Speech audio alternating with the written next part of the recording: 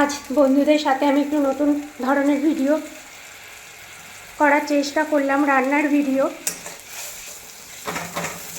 তো আমি এটা মাছের ঝাল করব।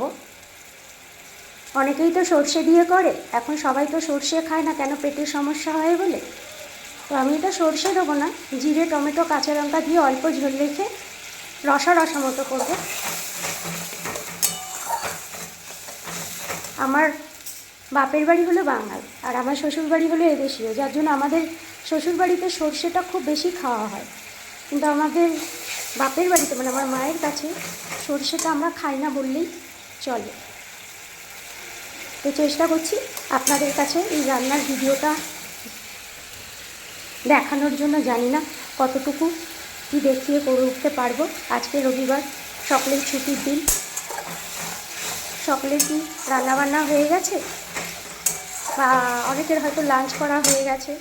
কে কী দিয়ে লাঞ্চ করলেন, আমার রান্নার ভিডিও কেমন লাগলো নিশ্চয়ই আমার কমেন্ট বক্সে জানাবে। আমি এখানে গোটা জিরে, টমেটো আর কাঁচা লঙ্কা